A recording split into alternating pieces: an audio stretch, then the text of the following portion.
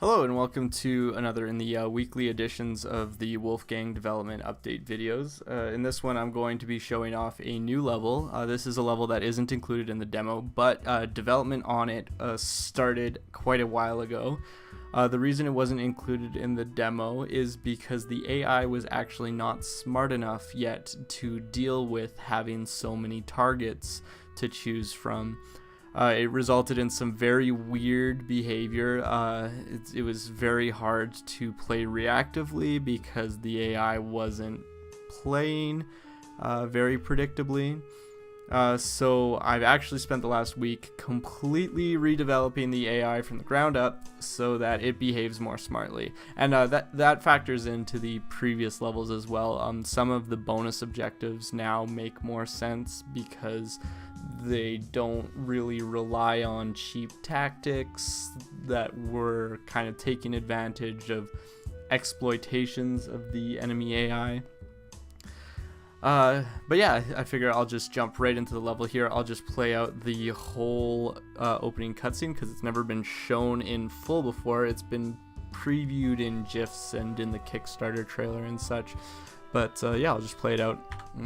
Should I read along to it? I don't know. I'm not a voice actor. So does that sheep look a little off to you? No, why? Lucas! She knows your name? Do I know you? It's me, you idiot!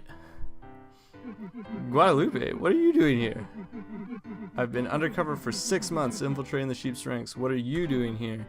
Because what it looks to me is that you're letting sheep infiltrate your ranks. Hey, whoa, I'm on your team. I knew she was a wolf this whole time. If you knew, why didn't you say anything? No, my whole operation foiled. This is all your fault. Yeah, sorry about my bad voice acting. It just felt awkward to like sit through that entire cutscene just silently when I'm demonstrating it. Okay, so what didn't work with the old AI is one of the problems it had is that it wasn't able to communicate with its teammates. So it would only kind of decide on what targets seemed viable to it based on the proximity to itself, and then in some rare occasions it would try and figure out what targets were close to other teammates, but again it was based entirely on proximity and it was completely independent. It was very possible that it was misreading a situation and so on and so forth. And again, one of the weaknesses of the old AI system is that it was based off of proximity. So for example, for this sheep right here, you'd think that its monument up here would be its most viable sort of target. So it's closest to it, you'd think that it would want to take a defensive position because it's closest to it. Well, the fact is that it's actually not that close because it's up on a ledge. She'd have to go all the way up here and then all the way down to reach it. So now it's actually not based off of proximity. It actually does do a pathfinding call to each target to figure out which one is the closest path.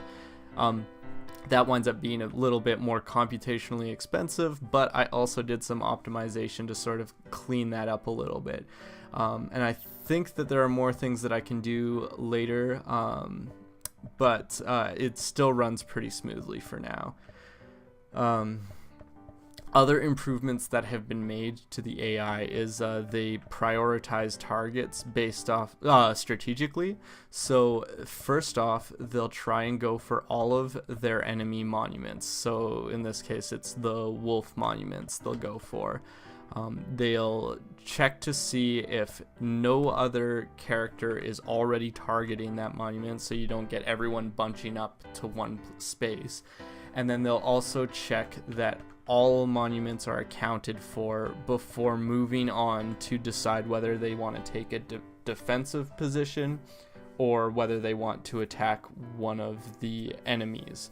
And the same goes for the defensive positions. Once they've decided that all attackable targets are taken, they'll go through and cycle through the defensive positions. If they're all accounted for, at that point, they'll just attack whichever enemy is closest. So in this case, they're all going to be targeting a monument because they all are accessible. If it was blocked off by a player or something through a choke point, then they would reprioritize. So Lupe is going to go up and they're going to start making their advances. Whereas previously with the old AI, and the reason why this level was never released, is the enemy would just sort of stand by their monuments, kind of stupefied, assuming that the defensive position was the best one to take. So Lupe was in range there, so I think that was what Bonnie? No, it was Eris decided to go attack them. It's a sheep. Seemed like a funny joke to me that all the sheep were identical because, you know, the old clone joke. But it makes it hard for me to describe which one is which when I am doing the demonstrations. So just sort of continue attacking here and see what kind of behavioral things that I can point out. So in this case here, let's see, is there a good example of this happening yet? Yes, we'll see it happen right here. So in this next move, she's going to go for Lucas actually, because she determines that she can actually attack Lucas and defeat him in one turn. So they do prioritize based on what's going to be the most effective attack based on who's in range. Now, in that previous turn there, where she just ran away from Lupe, it's because she determined that if she were to attack Lupe in that turn, she herself would be knocked out, and that's not an ideal move to make. So she's decided to forget about Lupe, make a mad dash for the totems, even though she might get knocked out this turn, but it depends on, like, it's sort of like a last ditch attempt to try and, like, on the off chance that the character is going to be distracted by something else, they might get an extra turn of survival. Now, if they weren't already targeting a totem, like if that wasn't their target, at that point, rather than making a mad dash for the totem, they would change stance to try and influence their strategic position. But yeah, that's pretty much it in terms of the AI. It's the AI behaves a lot more predictably now. It's a lot easier to tell what their next move is going to be. For example, if you can determine whether or not, like, they're strong to you, you can say pretty confidently that they're going to attack you in the next turn if you're within range. In this case here, put himself a bit of a disadvantage, so I'm able to knock him out for 3 turns. But that is another AI behavior. I mean, it's not something that I'm sure I'll be able to demonstrate in this particular instance, but another thing that the AI checks for is, even if it were to knock them out, if they were able to get a 3-turn knockout on the player, they'll prioritize that. So they'll just accept the knockout in exchange for being able to get them for a 3-turn KO.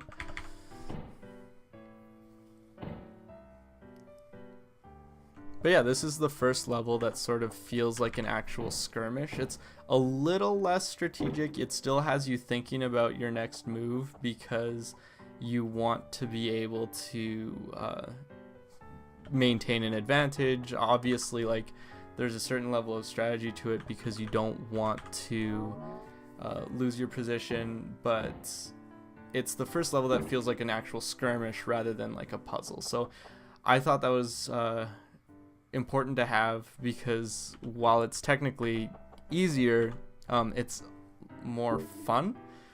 And there's going to be a lot of levels like this throughout the game. But more details on that later as developments warrant. But yeah, as you can see from the position I've set myself up in here, Lucas and Otis are in a pretty good position to just simply, whoops, I'll change stance. To just simply defend against the 3 sheep, while Lupe actually just sort of goes on a covert mission to take down the totems individually. Now, what would be a better move here? Probably move here, so that you're out of range of the star sheep there.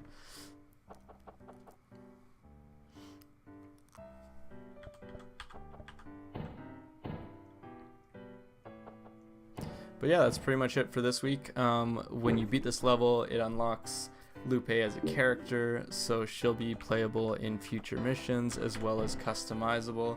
It also unlocks the sheep costume, which you catch her wearing in the opening cutscene, and at that point, you know, just for giggles, all other characters can also wear it. And that's pretty much it for this week. Thanks for watching, and I'll be back with more updates next week.